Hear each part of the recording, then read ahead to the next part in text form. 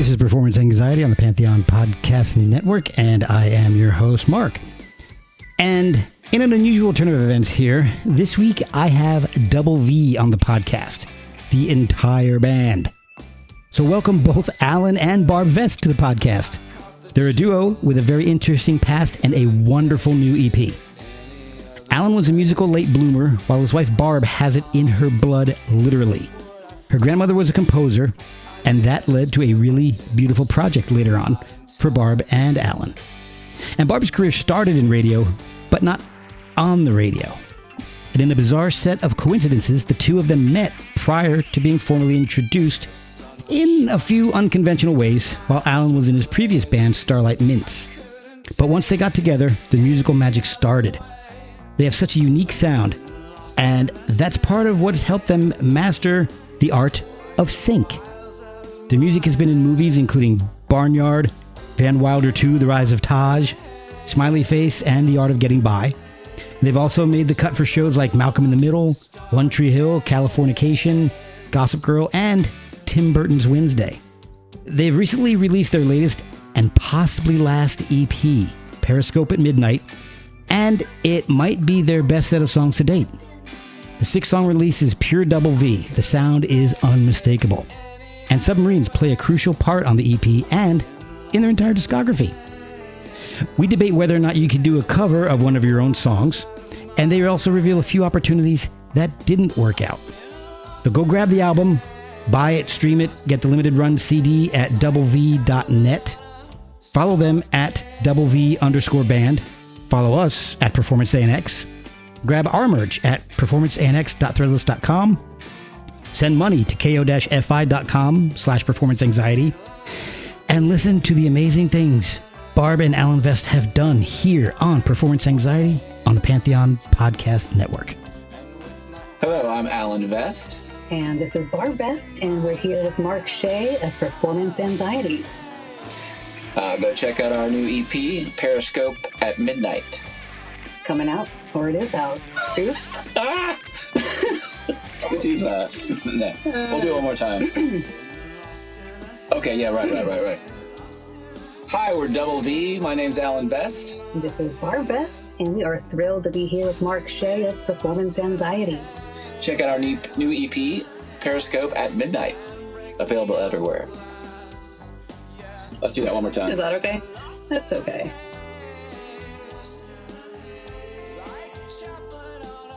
I want to do another one. Hi, we're doubleVee. I'm Allan Vest. And I'm Barb Vest, and we're here with Mark Shea of Performance Anxiety. Check out our new EP, Periscope at Midnight. Available everywhere. Nailed it. Whoa. Uh-oh. That's funny. I can't help it. You're in Virginia, is that right? Yes, I'm actually in Winchester, so it's 75 miles almost due west of D.C. Okay. At home of Rubbermaid?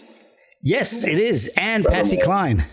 Oh, cool. More importantly. Yeah, I mean, Rubbermaid's good, but... Well, I mean, okay. We own Rubbermaid. I'm not sure we own Patsy Cline. Oh, well, okay, we'll have to change that. I'm sure we have a record or two. Well, okay, yeah. So you're talking about owning her personally. I don't know how we accomplished that. Well, I know where she's buried, so I can help you out with that, maybe. We'll be in cahoots. Grave robbing cahoots. All right. So thank you guys both for doing the podcast. It's not often I get an entire band on the podcast. So thank you guys for doing this. All two of us. Thank you. We're excited to talk to you. We appreciate it. You've been doing this for 6 years or so, talking to people? Yeah, about that. Yeah, something like 6 or 7. I don't remember exactly. I've released I want to say 430 something episodes. I don't remember exactly. Wow. So that's great. Awesome. Thank you. Yeah, I've only missed a few weeks here and there. So, but usually one a week, at least one a week. So sometimes two, depending on how short they are and how quickly I can get them edited. Right. Great. Well, we're glad to be a part of your library. I am thrilled because I've been enjoying the new EP a lot, and I've gone back and listened to as much of the older music as I can, and it's awesome. Thanks so much. I really, really have enjoyed Starlight Mints and some of the other stuff, which we'll get into here in a second. But what I like to do is kind of start in the very beginning and find out how you got to where you are, really. So, Allan, why don't we start with you? How was there a lot of music growing up in the house? I mean, I know you're a multi-instrumentalist. Was it something that was a major part of your family? Not of my family. I was adopted, so the genes weren't there with the rest of my family, but I was definitely, we had a piano and that was good enough for getting started. And I definitely took lessons and stuff like that. And so I had a little bit of, just enough of a jump start there. Started taking piano when I was about 7 or 8. Okay. And then was in the orchestra doing viola, then cello, and then finally got a guitar when I was about 12 or 13. Okay. And that's sort of my little beginning of... when you were playing all these instruments, was it because you wanted to, or were your parents saying, "Hey, let's give you piano lessons since we have it in the house. Let's get you in the school band"? I think that like my mom probably saw that I was really into music with the piano. I'm sure. I remember going to see a movie and then like picking out the notes. When I was about 7 or 8, so I think they saw that a little bit, and so I think it was just sort of natural. Whereas Barb, she grew up in a family of musicians, singers, and stuff, where that's kind of like I think our yin and yang is, Okay, yeah. So I am aware that it does run in your composing, and it runs in your family. Tell me a little bit about that. It does. My mother actually did compose a song herself not long ago. Yeah. My grandmother, her mother, composed several different songs. She would sit at her piano and had a little tape recorder and would just hit record. And so we have an archive of cassette tapes of her singing her original material and then various cover songs. And she was a playwright and just a very creative person. Oh my gosh. Passed away pretty suddenly of a heart attack when she was 56. So cut off, too soon to get as much done as I'm sure she would have liked to. Oh my gosh, yeah. That's terrible. I just turned 52. That kind of hits home for me. It sure does. Yeah, we have to make the most of it. But so it definitely is in my genes a bit. And then my parents have always been supportive of it, and my sister and I would sing along together and that sort of thing. Took piano lessons as a child, and always interested in musical theater and cinematic music in general. So just kind of a natural progression. When you guys were young, for either of you, was music a career in music? Not, I guess maybe more as a musician. Was that something that either of you aspired to at all? I mean, I probably wanted to be like some, just like a lot of like kids, want to be like jamming out in their bedrooms, acting like they're this or that. But I think going into senior college, I didn't think that wasn't on my radar. I think it was like once a couple years passed into college, that's when I started to think maybe I could do this, and I didn't even try to sing at all. And then I just decided one day, this is what I want to do. And so it was very kind of odd for me. I was kind of a late bloomer. So were you playing in bands at that point outside of school?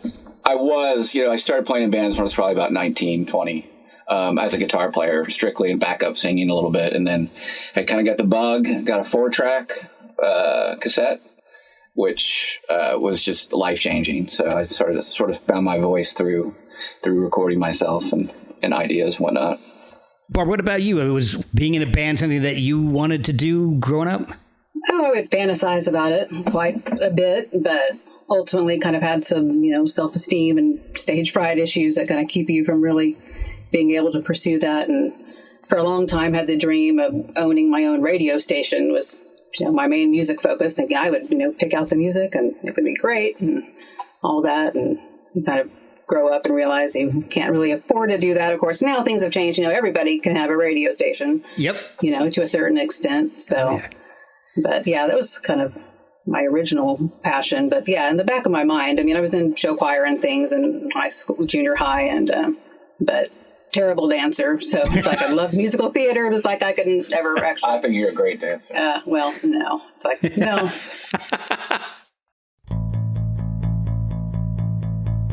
We'll be right back after a word from our sponsors. So anyway, so was musical theater where it stood, or did you join any bands or anything like that? A little bit. I sang briefly with the band in early college and did some backup here and there for other recordings and things like that. Okay. And then like tribute shows. There was a tribute show series here in the metro area for a few years, and I sang in a couple of those. But yeah, as far as the dedicated real band experience, didn't really begin until we kicked it off here. Okay, because I did see an interesting credit for you from El Paso Hot Button. Oh, yeah. I have done backing vocals for a couple of songs for Mickey on Turtle Wars, one of his awesome albums.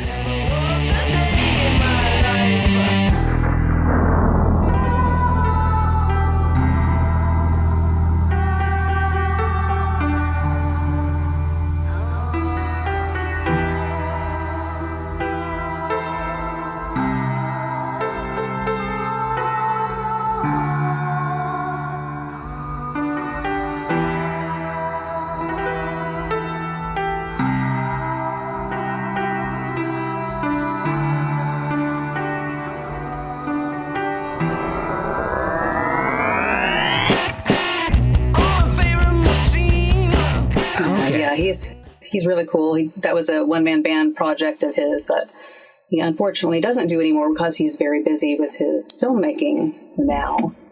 Well, that's good. But yeah, that was fun to get to do that and get to see what he's up to now. So, Allan, I did see something that I thought was interesting because I had heard and checked out in some of the research that I do that both of you guys are really into film music. And, for sure. And you had a band at one point called Cinemagic. Oh, that band. That is a Cinemagic. Okay, so that wasn't my band. I was part of making that album. I did some backup vocals and some guitar and some keys, I think, on that.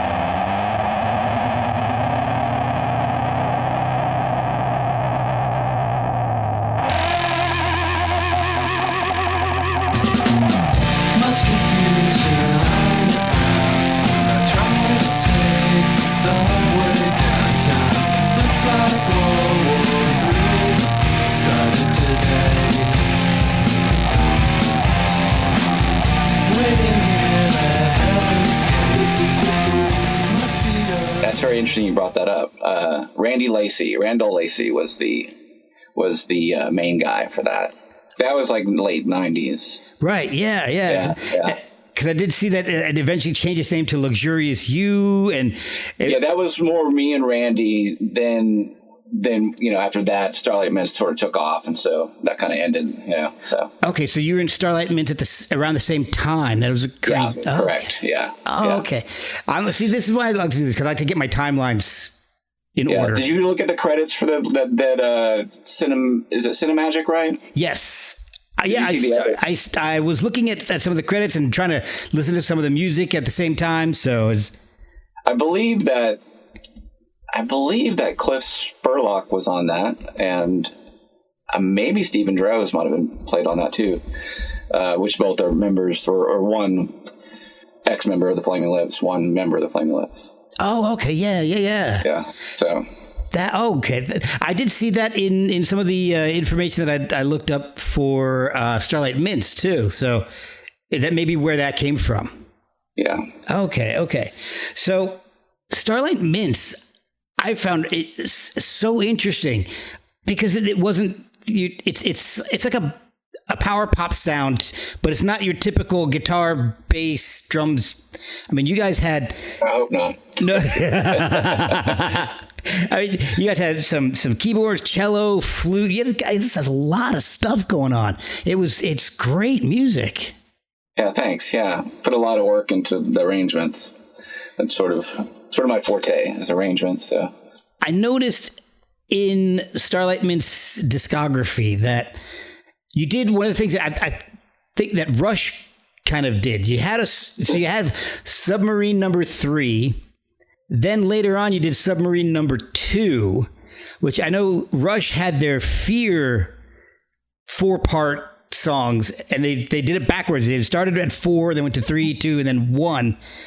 You started off with 3, got to 2. Whatever happened to 1? I didn't see a Submarine number 1. So 1 was another band I was in. I was into this whole idea of writing words down and writing multiple songs with these same words, or it was just sort of this. And I was in this phase of Submarine, and the Submarine number 1 has never been released. But at the time, we were playing it live in this band I was in. I think it was Shrinker was the name of the band. Oh, yeah. And it had a line that was like, "Negative on your dress, you could be the flying death. Oh, yeah." And then the next verse was like something about coloring, circling, "Your baby submarine. Oh, yeah." So I mean, goes more, there's more to it. Yeah. But I'm just remembering it right now because I didn't think that was coming up, that question. But that's kind of so I was writing these songs. That was sort of how I was approaching songwriting, was just writing colorful words and trying to, and submarines were, I was I got to write a submarine song, So I did 3 or 4. You got me rolling around, frog on my hand, holy Shazam. I see you on a submarine, you're the fishy queen. If you pull me apart, don't swallow my heart.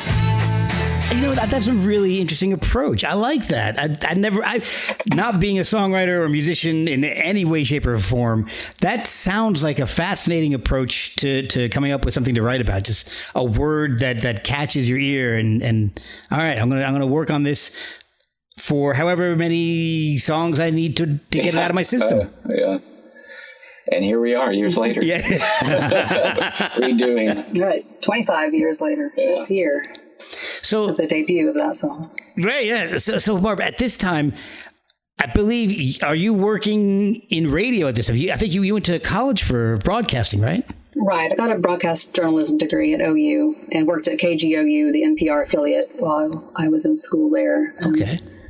But then got a job shortly after college at KCSC, a station in Edmond, Oklahoma, and a classical music station. And I worked there for about 15 years and had a film music program that I produced and hosted.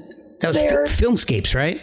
Mm-hmm. Filmscapes. Okay. Can you describe how that show worked, what that show was about for me? It was a weekly 1-hour program that focused on a different theme every week. So, Halloween or, songs from the Civil War, et cetera. I mean, just various themes that would tie it together. Okay. Oh, awesome. And then later had Filmscapes Intermission, the shorter 5-minute daily. So just one song and a little, kind of story about it, background. Was everything tied to film, or was it kind of like performance anxiety? I almost never talk about that with anybody. And somehow it's the name of the podcast, but I almost never bring it up. So for Filmscapes, was everything tied to something film related? Oh yeah, it was a film score program. I mean, okay. It started because I was working at the public station, classical music, and I asked our program director at the time, I said, "Why don't we have a movie music program?" And he said, "Well, why don't you produce one?" And so I did. Problem solved. Yeah, really, really enjoyed doing that. And the very last one was done here. Yeah, the very last one for Bernard Herrmann. Yeah. Oh, cool. Film music. We produced it here as the kind of last hurrah. But it's funny because Allan heard the show, on the radio in his car, years before ever meeting me. So it's funny that he later sent a mutual friend pointed me out and said, "That's Barb who was Filmscapes," and kind of made that connection. Started chatting, and that was kind of the beginning of it. And you, I believe, saw Allan playing live before you two met. Right, once. I'd never heard a recording, but I heard them play live, at the Norman Music Festival in 2009. the April before I would meet him the following February. So, and you still hadn't listened to any albums. Right. But I enjoyed the set and was right there in the photo pit. For some reason, the security guys let me in. I had a VIP pass that I got via an auction, and they just said, "You want to go? Come on in here." Like, oh, okay. So I have photos of Allan performing, nice. Like had no idea at the time. And I later found pictures of me taking pictures, like not deliberately of me, but like, oh, there I am taking pictures of Allan. Like someone else taking a picture with taking a picture of a picture, this eternal photo. That is awesome. Yeah, it was really pretty fun to find that. I was like, oh my gosh. I actually found out that we were in Niagara Falls on the same day to that same year before we met, which is really weird. It's like just this bizarre, like, this is the exact day I was there, the exact day you were there. Mm-hmm. I was on tour. She was going to see a concert. And you're both from Oklahoma, right? Yeah. Yes. And you were born in Texas. Niagara Falls the same day. Yeah. That is wild. Oh my! It was kind of like meant to be then. Right. So how did the two of you end up actually meeting? At a show at a venue called the Conservatory. He had just moved back to Oklahoma City not long before that, and was with a mutual friend. And I went up to greet the mutual friend, and he introduced us. And I just felt awkward at the time because I had seen the band, but wasn't that familiar. So just kind of scurried off. And he later said that he was interested, but thought I was too young, which is funny. I'm 5 years younger, but not. Hey, that's not bad. That low lighting, Hey, that's my wife and I are 5 years apart, so it works out well. We've been married. 5 is a magic number. It is. Oh, yeah? I mean, how long? 24 years this year. So wow! Congrats, almost 10 for us. Nice. That's an awesome milestone. Yeah. All right, so you saw him playing in Starlight Mints, and I went back and I was listening to Starlight Mints. I was amazed at how many shows and different syncing opportunities you were involved in. Let's see, I pulled some of it up. Eyes of the Night was the theme song for a mini series called Demons.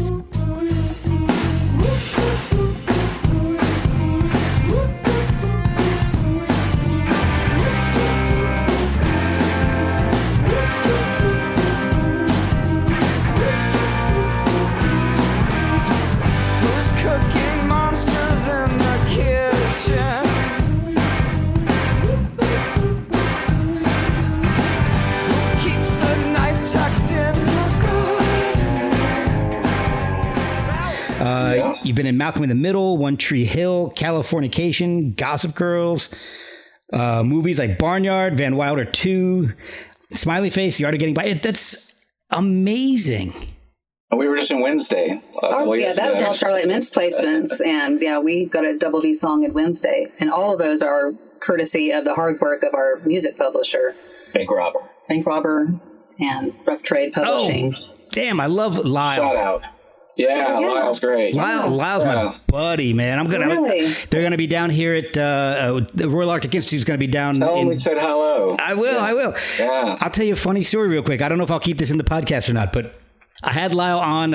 I want to say 3.5 years ago, the first time, and it was the Royal Arctic Institute's album was coming out. It wasn't their first. I think it was from Catnap to Coma, I think.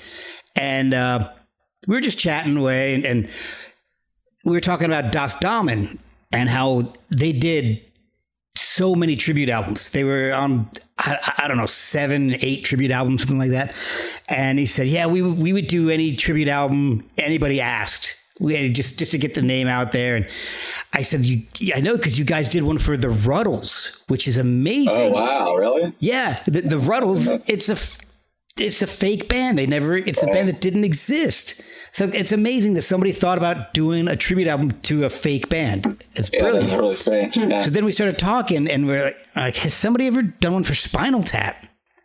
And as we're doing the podcast, I'm looking up, and I said, no one's ever done one for Spinal Tap.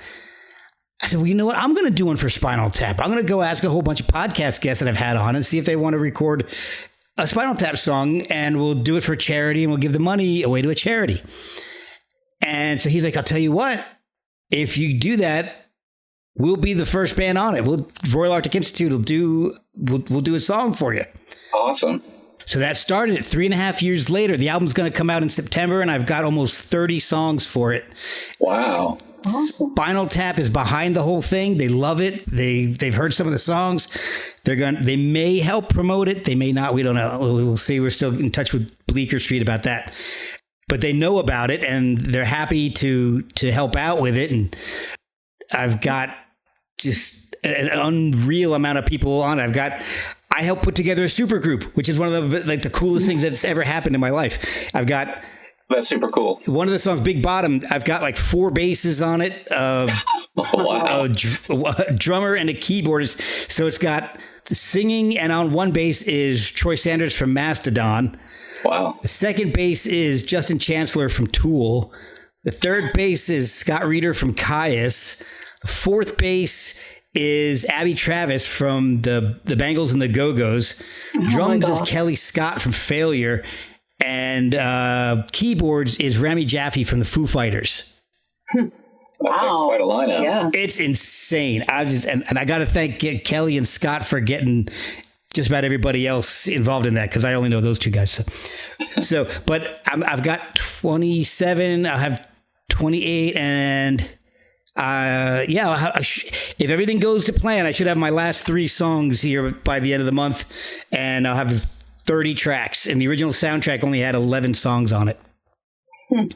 So Wow. That's amazing. So I kind of wish that I had met you guys beforehand, because I definitely would have asked you guys, because your sound is so cool. Oh. But maybe the next one. We'll figure out. We'll for giving money too. So anyway, all the money's going to Teen Cancer America, just in case I leave this section in. So Awesome. That's great. So anyway, back to you guys. This isn't about my project. So I'd love to hear about it. So, all right. So with Allan, with the bands that you're in, I guess mainly Starlight Mints, were you the primary songwriter, or was it more of a collaborative effort? Yeah, for the most part, yeah. I mean, I probably wrote 90% of everything.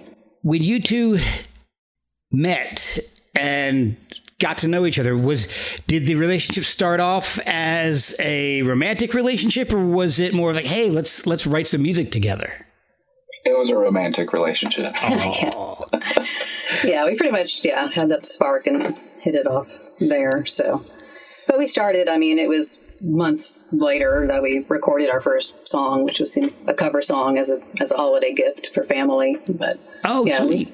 we started working on things pretty quickly. Yeah. What was the cover song? Dream a Little Dream of Me. Oh, that's awesome. Classic.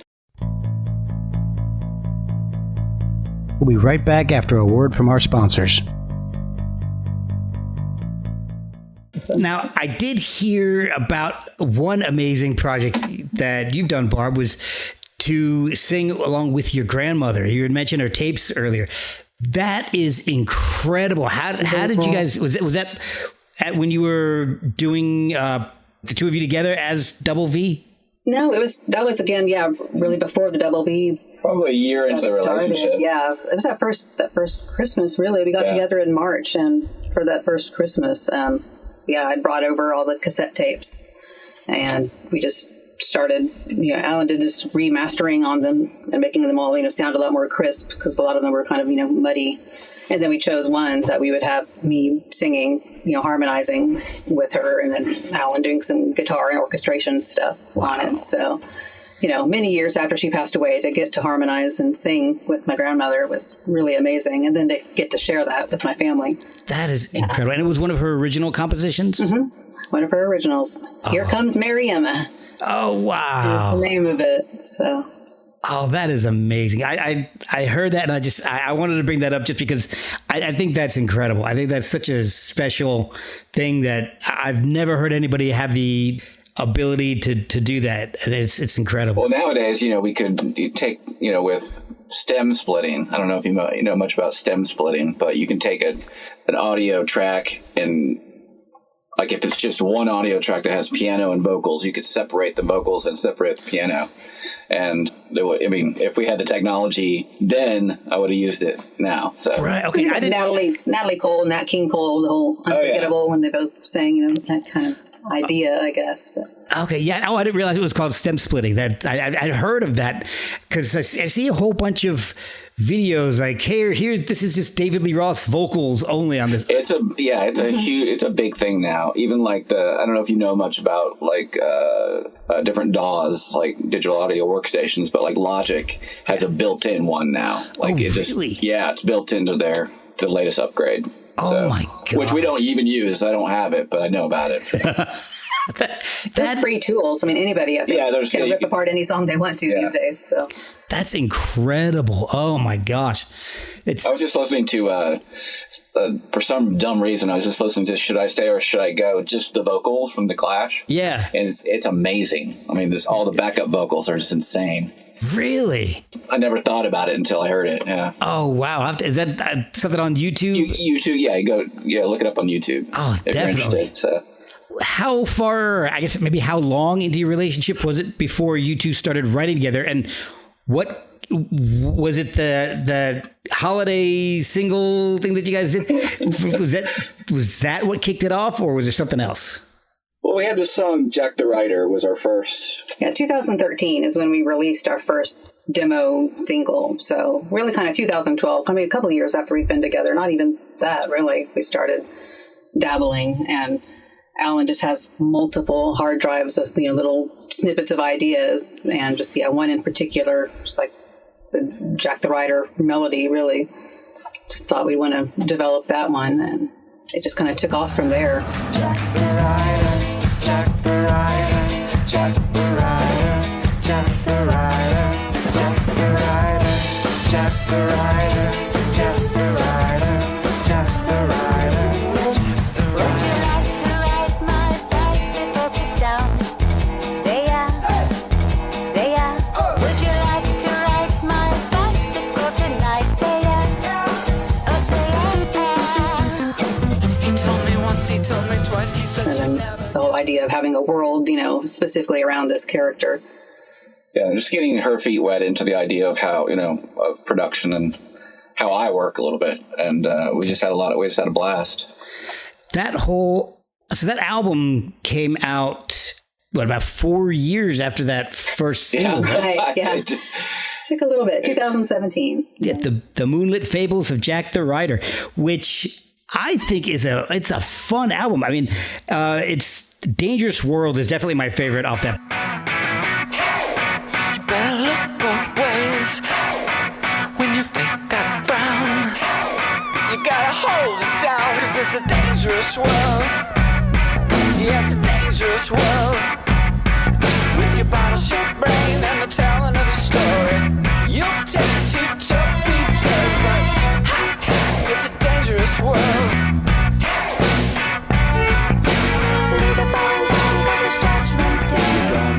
I love it. I guess kind of title track. The first one, Jack the Rider. That's awesome. Is there? It sounds like there's a theme throughout the album. There sort of is. I mean, I think that we tied it together. Barb can explain it probably better. Yeah, than we approached it sort of as a quasi-concept album, that if we had, more time and a bigger budget, we would write more, connecting songs and develop it into more of a musical theater experience. But just kind of a loosely related, let the listener tie it together how they like type album. Okay. So when you were doing the first three singles, I guess you guys were already married, and that's how you got. I'm assuming that's how you. No, okay. So we were living together. Yeah. We So got married in 2015. Oh wait, well I guess we did get married before the album. After the demos came out, but before the album. Okay, so did the demos come out as doubleVee, or did they? Yeah. Okay. You can explain it. Go committed ahead. to that, at that point. We were doing like videos for family members, like vacation videos and stuff, and we would always call it doubleVee Productions. And it was just because we always consider ourselves, we're going to get married, we're future fiancés, we're going to be, so it was like this thing, and so we just, from very early, the name probably 2011 or something. Right. Wow. So there's quite a few more entities with variations of the name now, so we probably would change it if we could, but we're, it's all lowercase, big V, and we're the only one who's like that. So we try to hang on to that part of the trademark. but yeah, double H didn't have the same ring to it. So we were double V. Yeah. I like it. I mean, it's kind of funny. It just, and I don't know, maybe you, I don't know if you care for this or not. It just makes me think of the VW logo because the double V's. Yeah. See that? That's the image I always going get. on in our early art for when we first started doing like artwork. Our friend Matt Goad was helping out, and by chance he was a Volkswagen owner.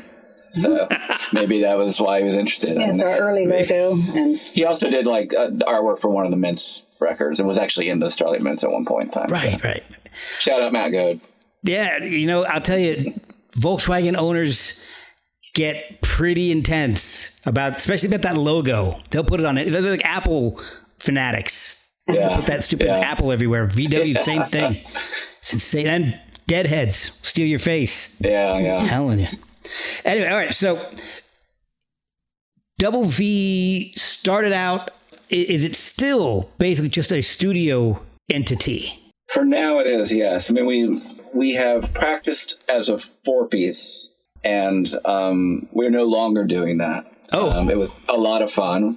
It's kind of complicated, do you want to go in that world or not? And we're just sort of treading it a little bit here and there. So it was originally intended to be just a studio band, though.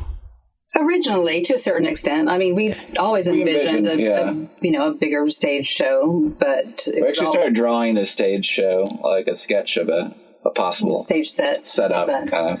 Oh, nice. Yeah, it's always really been kind of a financial consideration, because we're a self-released band and we've been doing this for several years now. And this is kind of the last hurrah in terms of, what all we've been able to put into it. We have to start being a little more realistic in terms of, savings and retirement plannings and things like that. So we're kind of weighing things. I understand that. In that regard. But yeah, we would love it. I mean, it was a blast, getting to experiment with playing live. But yeah, we just don't have the budget. We would want to pay the players, spending time to practice with us. And we had, we don't have any kind of budget for anything. So. Yeah, and it's kind of a 4-piece minimum kind of deal. It's like with everything going on in our songs. I mean, it's like, 4 is sort of the minimum you could pull it off with, I think. Yeah, well, we can always, we can always use backing tracks, but... Yeah, I've seen people pull that off, but it just kind of depends on how you personally feel about it. Yeah.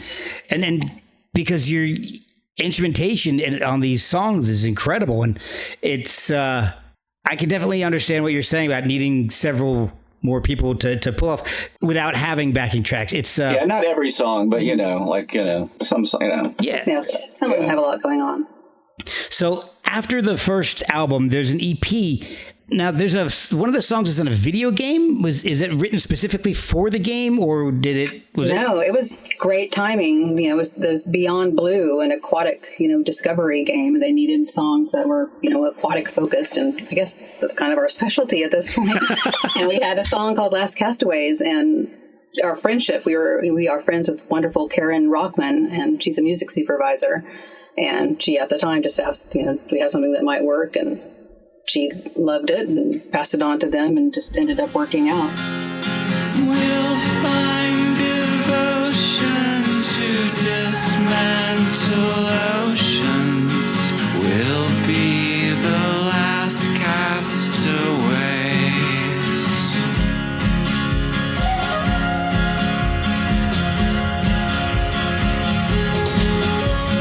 When I am sober, will you still swim over? Now that Yeah, it's in the submarine, ironically, in the game, where you can go back to the submarine to chill and listen to music on the CD player, and our song is one of the songs you can listen to. So that is amazing. Yeah, it's kind of funny. I didn't really make that connection until right this second. But also, to realize that song was also written a long time ago. Okay. Kind of close to where I had originally written Submarine Number 3. So there was an aquatic theme a long time ago. that's kind of carried over. So Okay. And then, so 5 years after the initial album, the follow-up, Treat Her Strangely, is released. And I got to tell you, one of my favorite songs that you guys have done is The Middle Side of Me. Oh, cool. Oh, wow. I love that song. That whole album is great, but that song in particular, I love a lot. That's great to hear, because I like that song quite a bit too. And I'd love to hear that. Yeah, somebody shortly after the album came out had emailed us and said, would you mind if I make a karaoke video for The Middle Side of Me? And I'm like, of course not. How sweet and wonderful.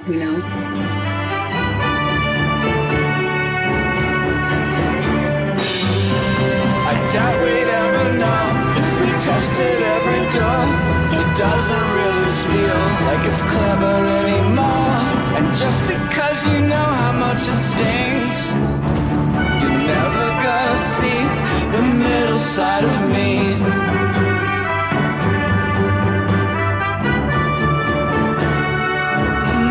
The middle side of me. Oh, that's awesome. So yeah, to pick out that song out of all of them, so to hear you then pick it out too, that means a lot to us. Yeah, we really enjoyed that song in particular, just the juxtaposition, Yeah, there's a lot of there's a lot going on in the background of that song. Not a lot, like in terms of actual differentiation of playing, but there's like a lot of real strings and oh wow, okay, brass. And there's a lot of samples, too, that we use. But, yeah, that's great. Well, that album has a bit of a different sound from the debut. It's not as, theatrical, maybe a little heavier. Was that something that was just the natural progression, or was it something that you were intentionally doing? I think a little bit of both, maybe. Probably. Yeah. I never really think of it as heavier, but it's definitely produced in a sort of a different way than the first one was. I think we were trying to mix the first one in different ways, like we were doing mixing stems and thinking, okay, then we'll go to mastering these later, and then we decided after that that we were going to do things a different way, where we're going to record everything here and then just go mix in a different studio. And that's what we did for that record. So there might be, I don't know if that's why it's heavier, I wouldn't say, but I don't know. Well, the Question's Closed. I think it was one of our first songs that starts to get a little more rock and roll or whatever. I don't know. Maybe I'll set sail tonight and you won't even know about it. I never want to say it, but I couldn't really even imagine. I could just set it all ablaze and wait for your reaction.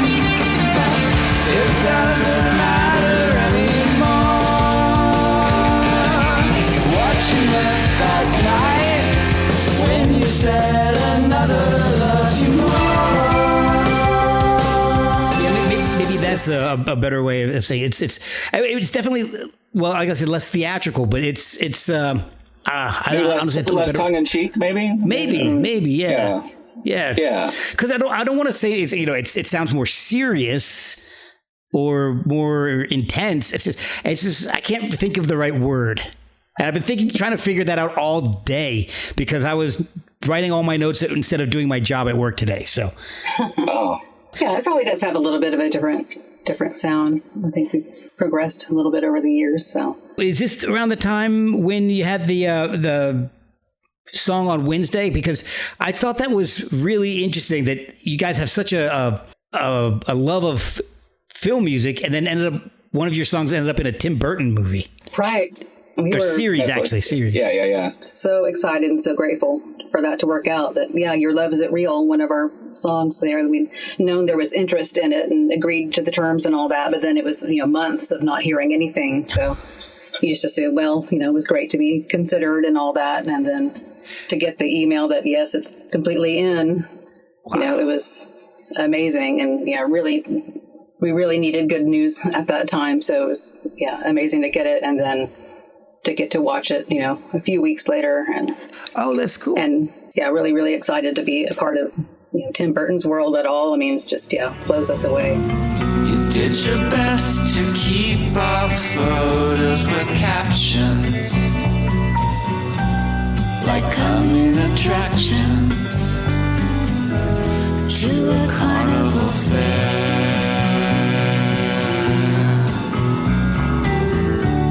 I might like you better if maybe you made that stranger feel your love isn't real. I think season 2 is coming up pretty soon. Yeah, very shortly, next few weeks. Hey, well, maybe. Well, I was gonna say maybe you'll be surprised there. That's got to be so wild to have watching somebody like Tim Burton, who I don't know anybody who doesn't like Tim Burton stuff, and to hear your music in something that he's produced, that's got to be mind blowing. It is wild. Yeah, it's still just completely. Yeah. She got to interview Danny Elfman, speaking of Tim Burton. Really? Yeah. Oh, when she was doing Filmscapes, yeah. Oh, that is awesome. Right. Did you do a lot of interviews with the show, or? No, I did 3 actually, just on the phone with him, and then Philip Glass, and then Alejandro Amenabar. Oh wow! Chilean. What did he do? The Others. Okay. Yeah, that's a great He was like movie. the director and composer, and that's with Nicole Kidman, right? Hats. Mm-hmm. And Nicole Kidman movie. Okay, I want to say that sounded familiar. I'm not sure if I've seen it, but I know I've heard of it. It's kind of a spooky one. You should see it. It's been a long time. I need to see it again. 2008-ish or something. But Philip Glass, wow. Right. That's awesome. Oh my gosh, that guy's just brilliant. Absolutely. Yeah. So you guys have a new EP out. We have a lyrics video for a wonderful friend and fan produced for us. We're excited to get out there with the other first 3 that we self-produced all our videos this time around. Again, kind of a cost-saving measure, but we enjoy getting to do it. Having full creative control is always a good thing. It's cheaper. I understand that. One-man band right here, too. Yeah. So you guys, back to the submarine theme. You guys, the EP is called Periscope at Midnight, and one of the tracks is your version of your own song. So is that considered a cover if you wrote it originally with a different band?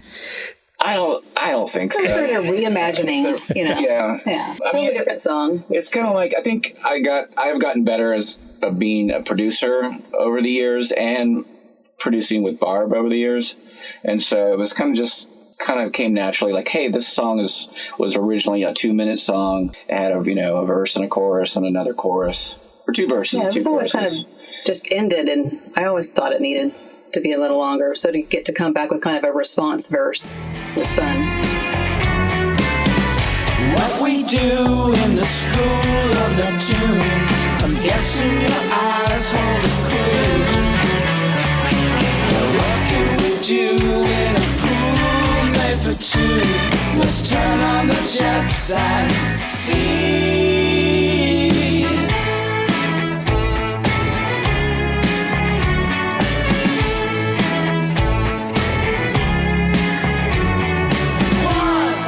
Yeah.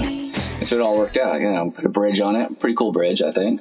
Never had a bridge. And so new bridge, new verse. And we almost decided to try brass instead of strings on that one too. Oh, wow. But last minute we were like, yeah, let's just keep it, it was pretty cool the way it was with the strings. So let's keep the strings. So. And you also did another song that you did with Starlight, Maybe Tonight. So come inside and be my skin and bones.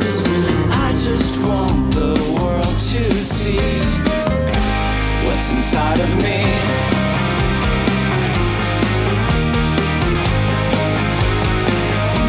What's inside of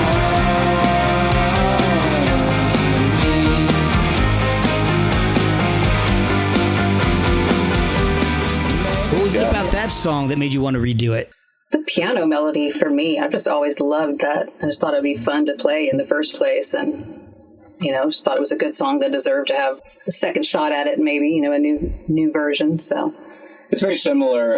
It's in a different key. It's in a different key. I just dropped a half step. So that was the original key it was written in. So So it was just sort of like, let's not change a lot, but let's, I don't know, try to make it perfect as we can. And like Barb's singing on it too. We've changed a little bit of I wouldn't say change the lyrics, but changed the harmonies. Hard backup parts, yeah. And then there's 4 brand new songs on the EP as well. So with this, are you guys writing collaboratively or are you writing individually, bringing things together?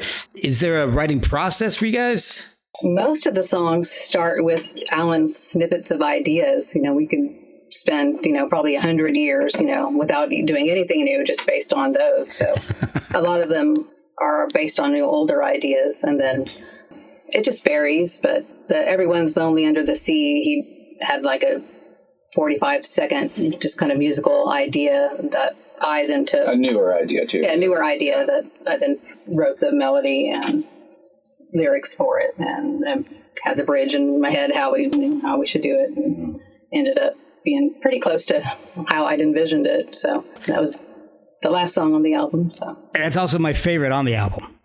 Oh, cool. Oh, really? Nice. Yeah. Oh, It's heavy. It's kind of got a heavy, guitar on it. It is. You never follow, all you know is this. Hold your head above the water. Keep your toes out of the sand. Fill your eyes with clementines. Now it's time to descend. Sinking slowly, since the sharp wind. Everyone's lonely under the sea. Burying secrets in the deep.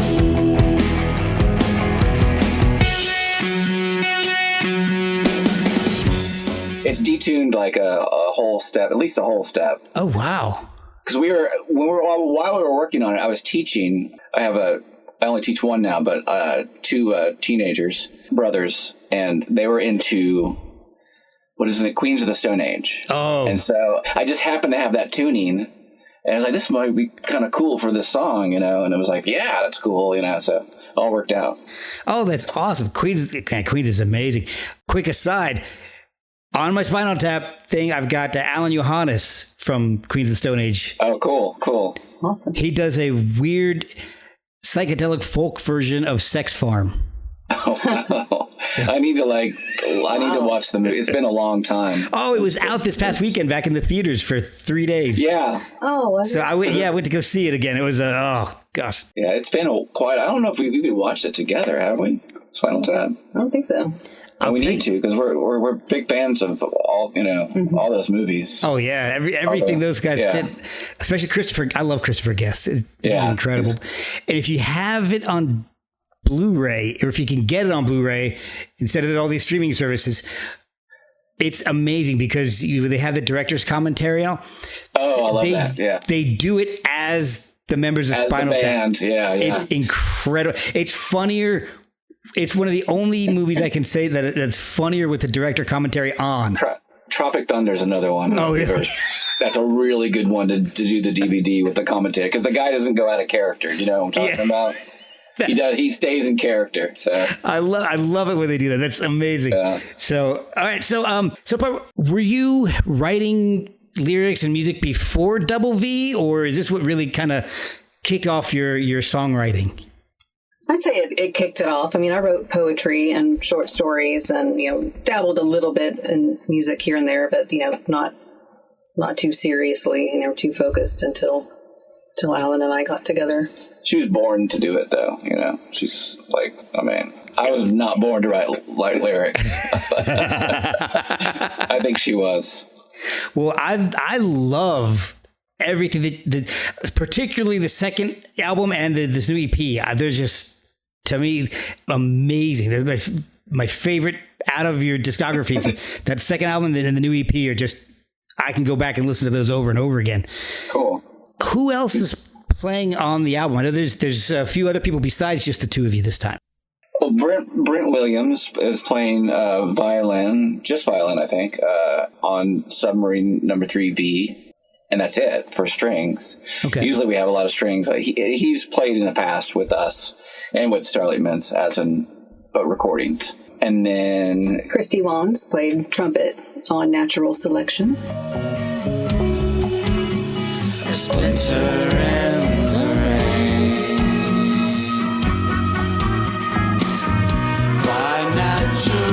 full selection. My love changes perfection. She brings me my reflection. A sign of my love.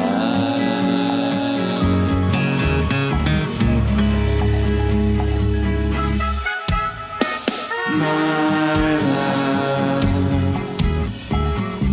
dizzier than the sun. Did an amazing job. And She also played both of them on we played on Treat Her Strangely. Yeah. So it was really good to get to have them back during that time. You know, it was pandemic times with that, you know, where we're all in masks, you know, that kind of thing. It was, you know, pretty antsy. So it was nice to have a little bit more of a laid back recording experience this time with both of them. But yeah, we're really happy to get to collaborate with both of them again. The artwork is really good it's really fun. It almost reminds me of like Beatles' Yellow Submarine kind of artwork, like a modern, like a digital version of Yellow Submarine, but it's, you know, gray. Right, yeah. So- Grant Hughes, our artist, our album artist, does an amazing job. And yeah, the submarine artwork in particular, you know, we said it'd be cool to have some kind of, you know, musical submarine, you know, like things on the outside and that sort of thing. And he just took it and ran with it, did an amazing job. So I love it. It's just, like I said, it just kind of reminds me of some cool stuff that I grew up listening to. That my mom was a huge Beatles fan, so it just kind of it's reminiscent of that. And I love that kind of stuff when it's different, but it just there's one little thing that that reminds me of something that I really love. So it's really well done. thank you. So. And you both also produced it and co-mixed it together. I didn't check on the other albums. Is that something that you guys usually do together, or is this new for this? It is. It's always been very collaborative. Yeah, we do all of that here and then do the final mixing with Wes Sharon at 115 Recording down in Norman. Okay. So we do the final polishing and pulling it all together with him. But yeah, everything else we do here together and yeah, just go through it. Yeah, so usually we have moment. all the arrangements, all the little nitpicking, you know, we'll do that here. And then like we just use the nice studio in Wes to just fine tune it and things. But we're there 100%. Yeah, of the Wes time. is a wizard. He's got a lot of tools and years of expertise. So And Wes and I were my first band I was ever in. We were bandmates, so Oh, it was wow. kind of a full circle, coming back. So Oh, that's awesome. yeah, That does not happen very often, so I would love to hear that. yeah, it's cool that they both ended up in the musical world. So what's coming up for doubleVee? I mean, I know you kind of alluded to the fact that this could be the last hurrah for you guys. I mean, do you think it could be like a hiatus or maybe something coming up? And what are you doing with the album? I mean, is there promotional stuff? Like you're doing podcasts and all, but since you're not really doing live, I'm always just curious as to what the plans are with the album. well, when we win the lottery tomorrow, Nice. Yeah. we're going to take that money, build us a new studio. No, we will always create music, you know, regardless of whether, you know, we have a whole PR campaign or whatever, you know, officially distributed or any of that, you know, I'm sure we will always create till our last breath. But right now, yeah, the focus is really just on promoting the songs that we have out and being grateful to have them out and just focusing on, you know, our health and future and, you know, just trying to make it. You know, it's kind of scary for everybody these days. You know, we don't know what's next. So, you know, will our health insurance be here when we wake up? You know, we don't know. So really kind of just in one day at a time mode. With this, there's 6 songs on this. Did you guys record more, or did you just focus on these 6? I mean, is there anything else on the cutting room floor that you guys were working on? I mean, for this, no. I mean, there like Barb said before, we have plenty of ideas and plenty of stuff. But with this, we really did every song as they're ordered on the EP. We did like, okay, Submarine number 3 is done. We did, what's the second song? Diamond Thumb. Diamond Thumb. So we did back to back to back to back, and it just ended up like, oh, we like the way they work out in the order we did them. So Oh, that's so awesome. yeah, so we didn't focus on anything else. I mean, we did like a couple other things this last year that didn't pan out. A cover, and then a cover. Well, I guess it was one was a cover of a Harry Nilsson song, and then one was a public domain song. Oh, wow. We put our spin on, and they loved it, but ultimately the people that made the decision decided to go with something else. So. We don't even know. Actually, we don't even know what it was for. Is that like kind of under secret cover? Like, yeah. So somebody just still don't know. Somebody just reached out and said, "Hey, can you do a cover of this song?" And yeah, like, they reached out to our publisher, and our publisher, thought of us. Again, that's one of the reasons we love them. Better Call Saul to have that opportunity, thinking that we could do something in the vein they were looking for, and they said, we knocked it out of the park. We were in the top 3 choices, and wow, ultimately didn't get it, but they'll keep us in mind. So, well, can I name drop? No.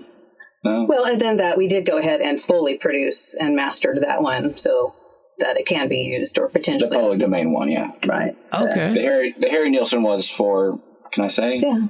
Was for Better Call Saul. And we missed it by an inch. Oh. I haven't listened to that in a while, but it was for the last final season, like one of the final episodes. Like, oh, wow. And, but it's great to have that opportunity and just to get to test our chops. Here's your deadline, and can you do this? Yeah, that was... Okay. You stop everything else and you do it, so. And to hear that you guys were one of the top choices, too, is amazing. Right, yeah. We love any kind of positive reinforcement. So it's nice to know, close but no cigar, but, we'll take it. Yeah, I mean, hey, it's better than not close at all and you suck.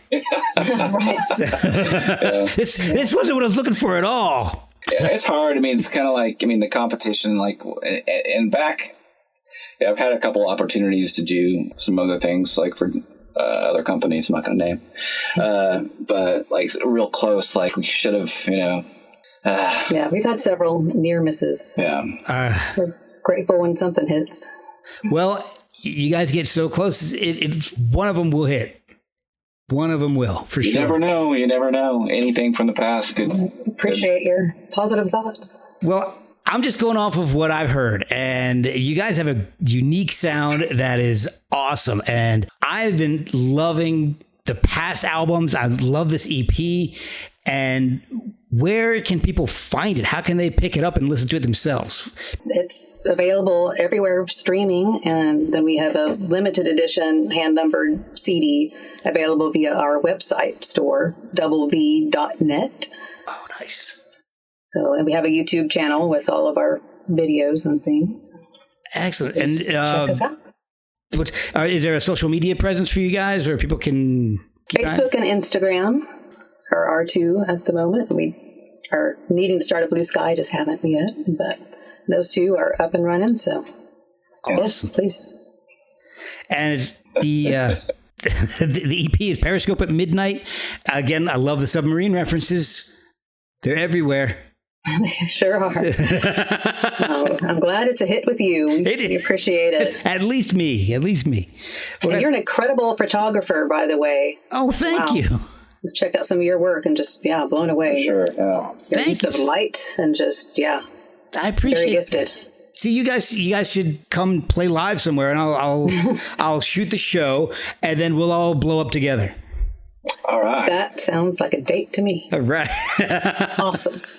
Well, guys, thank you so much for the kind words, but also thank you for joining me on the podcast. I know I've kept you a while, but I have enjoyed this music. It's stuff I'm going to go back to, and I hope you guys keep putting stuff out just selfishly. But thank you for coming on the podcast and talk with me about the new EP. It's been amazing. Thank you. Thank you, Mark. We appreciate it.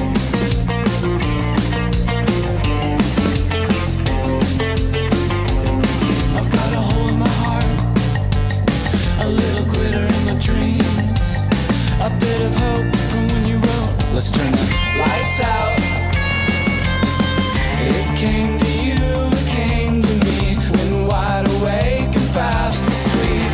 Baby, won't you take our love on the run with a diamond thumb? They'll lead at least 1,000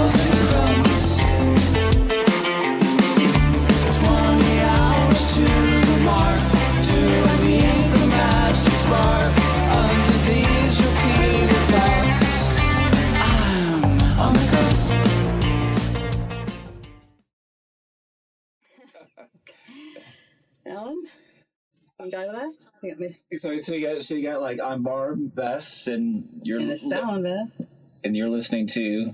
You're just gonna get confusing. You must do it. We have our new. You do it. You're the expert here, right? So you. How about you just say hi? This is Allan Vest, and I'm Barb Vest, doubleVee, here with Mark Shea of Performance Anxiety. Is it like along those lines? Okay. Right. Okay. I'll say that last part. Check out our new EP, Periscope at Midnight. You do the rest. I'll start it off. You do that. Okay. This is complicated. Ready? Oh, I'm gonna meet her. Is she home? Check out our. Oh, I bet she's awesome. Okay. Beverly. Oh, cool. Awesome. Okay, so. Hello, I'm Allan Vest. And this is Barb Vest, and we're here with Mark Shea of Performance Anxiety. Go check out our new EP, Periscope at Midnight. Coming out, or it is out. Oops. Ah! Just use that. No, we'll do it one more time. Okay, yeah, right. Hi, we're doubleVee. My name's Allan Vest. This is Barb Vest, and we are thrilled to be here with Mark Shea of Performance Anxiety. Check out our new EP, Periscope at Midnight. Available everywhere. Let's do that one more time. Is that okay? That's okay.